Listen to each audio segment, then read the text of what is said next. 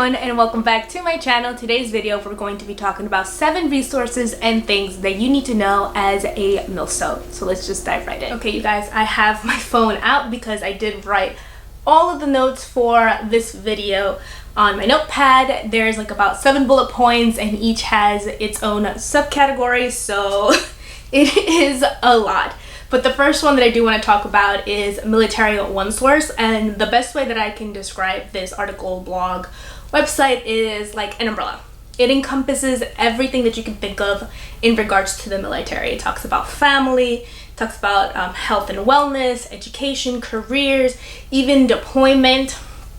You can also find in there the numbers for TRICARE, the American Red Cross, which is something that I will be talking about later in this video. But anything that has to deal with the military ONESOURCE will have like an article or a post about it in its website.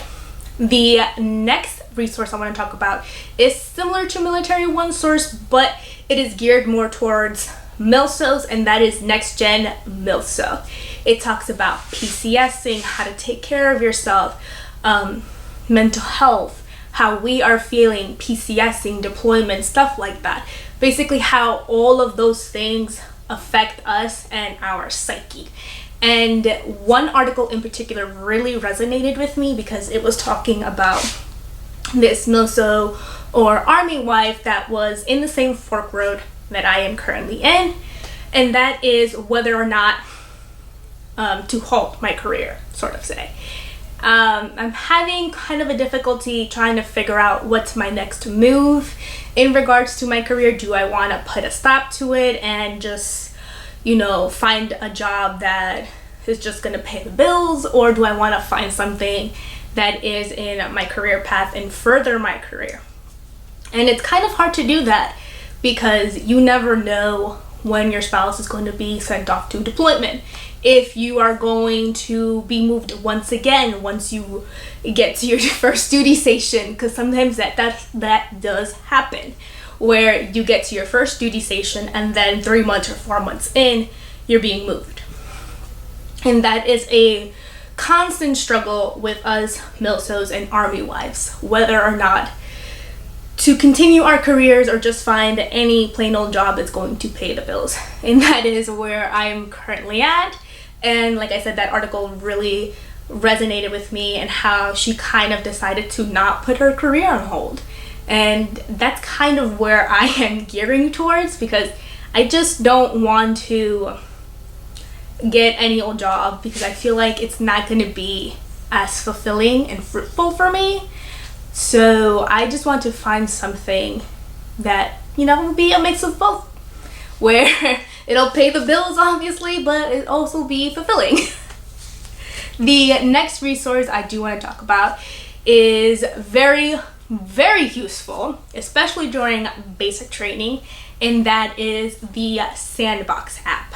Now, I did not know about this app until maybe like a month or so in to Miguel's basic training, even though he had mentioned it in one of his letters, but because his handwriting is a bit of chicken scratch, I could not understand what he was trying to say. However, I was Googling one day like military letters or something like of that sort, and that particular app came up, and I looked on it and it seemed really cool, so I just downloaded it. It is super easy, guys. All you do is you download the app off of either Google Play or the Apple Store. And what you do is like any old letter, you just type whatever you're going to type, whatever you want to say. You can even include a picture in your letter. And the best part about it is that this letter could get to your soldier within a day, 2 days max. And that is if you write this letter before, I believe, like 5 p.m. If you write this letter after 5 p.m., obviously it's going to get to him the following day, like 2 days after. So let's say today I wrote a letter to Miguel and I sent it at 10 a.m. He would get it tomorrow at like whatever time he would get his mail. And the cool thing about that too is that you can actually track the letter to where it's going. So you don't have to worry whether or not he got it, because it will tell you that the letter arrived. It will give you a tracking number, and it will tell you the person that received it.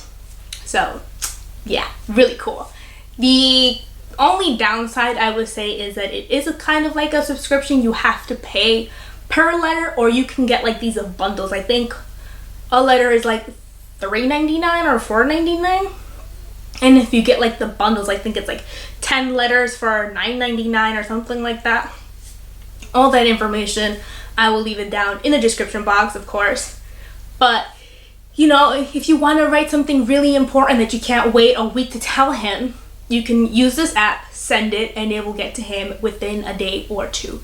It is pretty awesome, you guys. I think I might have a letter that he received from me. Hold on. So I found the packet of letters that I sent to him, and before I get into the whole letter and what it looks like, Sandbox app will send it to any branch in the military, whether that is Marine, Army, Navy, Air Force, you name it. They will send it to your significant other in whatever branch he or she is in. But basically, this is how the envelope looks like. Obviously, I'm not showing the front because it has our addresses, but this is how the envelope looks like. This is how they will receive it. And the pictures and letters look like so. So this is how the letters look like, and the pictures look like this. And I would just send a bunch of pictures of Riley because I knew he was missing her very dearly, and I would just send pictures of her doing anything quirky, cute, or milestones, as you can see. And I just knew that him having a picture of her or of me, because sometimes I would send pictures of myself with Riley, would definitely boost his morale and keep him going, because I know basic training is super tough on them, and just having these letters that can get to them within 1 or 2 business days, it is amazing, and it does boost their morale.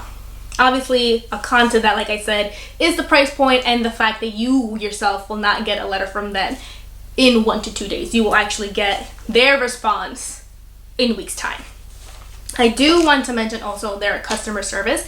It is phenomenal. The first time I actually sent a letter to Miguel through the app, I messed up the address, and it was just one little section in the first line that threw off the entire address, and I received a message saying that I had it wrong. And I had contacted the customer service and got a notification stating that they would get in contact with me within 24 to 48 hours. Obviously, I was super bummed because I was stoked that I had found this app, that he would get a letter the next day, did everything, and got it in at the right time. And for me to just mess up on the address was really a bummer. However, within 5 to 10 minutes of me sending that message of error that I did with the address, I got in contact, or I should say the customer service contacted me, and she helped me figure out what was wrong with the address, and he ended up getting the letter the next day. So if you guys want to send something really important like a birthday card, something like that, or a big memento, or anything exciting that is going on in your life, definitely use the Sandbox. It is amazing. I cannot say enough good things about this app. Okay, you guys, so the 4th program and resource I want to talk about is MyCAA. And MyCAA is a career advancement educational type of program that affords military wives to go back to college via scholarships. Now, there is restrictions on how you can use this money, and that is basically that you cannot use it for a bachelor's or a master's degree. Technically, I'm straight out of luck because I do have my bachelor's, but if I wanted to get a certification, I can totally use this money and get that certification. If I, let's say, was starting off in college and was trying to get my associate's degree, I can also use it for that. And I was on the MyCAA website last night, and I was amazed to see at the different programs that they were offering. I saw programs for business and finance, health and medical field, education, social work, science, and there was a bunch of other programs that I can't remember off the top of my head. But they had a lot to offer, and I think most of them are either online based or you can go to the school physically if you are within that area. But definitely check it out if you are trying to advance your career, get an associate's degree, or just a certification. And in that same realm, I do want to talk about USA.gov and Indeed. Indeed, I hope that most of you guys know what that is, and that is just a search engine for jobs in whatever state you are in the United States, if that makes sense. For whatever state you are living in. I don't know internationally, but definitely anywhere within the United States you can find a job there. You just upload your resume, your cover letter, and you just search whatever job you're looking for in whatever state, and then you can find something there, hopefully within your skill sets or something that really interests you. Now with USA.gov, I believe it's mostly federal type jobs or just jobs that are within base. And I had my first encounter with them this week. And if you followed me on Instagram, you probably saw the disaster that it was my first application.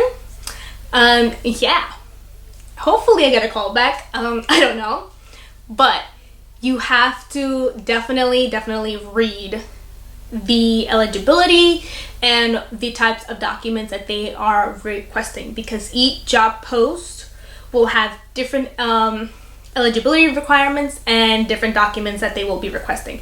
And what I mean with eligibility is that some jobs will be posted, and even though you may be qualified for it, you cannot apply if you're not eligible. Meaning if they're looking for a veteran or a federal employee, they will state that in the application. Thus, you cannot apply if you are not one or the other. But if they say open to the public, then you can totally apply for it. You are more than eligible for it. So like I said, you have to be really careful, because sometimes, like I said, they'll say veterans, they'll say federal employee, or only military wives, or open to the public. And with the documents, some job posts will ask for different things. I'm just mostly used to just sending a cover letter and a resume, but with a federal job posting, they will ask not only for those two things, but they will also ask sometimes for your marriage license, your military ID card, proof of your eligibility. What else did they ask me for that I noted down?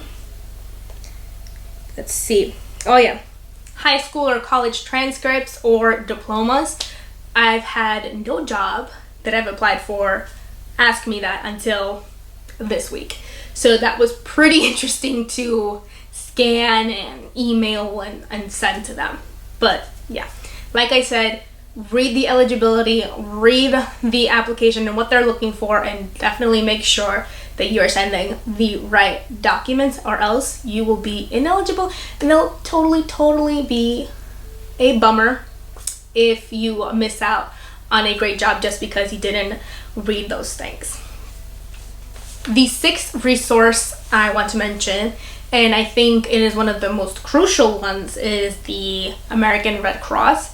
It is super useful during times of emergencies, whether it is when you're giving birth to your child, a relative is passing away, or any emergency that is going on. You have to notify the American Red Cross first, and not your spouse. Let me reiterate that. You have to notify the American Red Cross first, because they will be the ones to notify their unit, their company, and their commanding officer about the situation. I unfortunately had to use it during the summer because one of Miguel's relatives was passing away, and I had to inform his unit. Even though he had an idea of what was going on, I still had to inform his unit, let them know what was happening. I had to give demographics of the relative, demographics of Miguel, had to give the doctor's name that was attending to the relative, the hospital name, the address, what was going on with her, and all of that good stuff. And they take that information and kind of like create a ticket, sort of say, send that to the unit, and then that unit and company will make the decision of whether they let your significant other come back home. Yeah, so there is not always a guarantee if you are in those two situations that I mentioned, whether you're giving childbirth or a relative is passing away, that your spouse is going to come back home. That's just, I guess, the luck of the draw.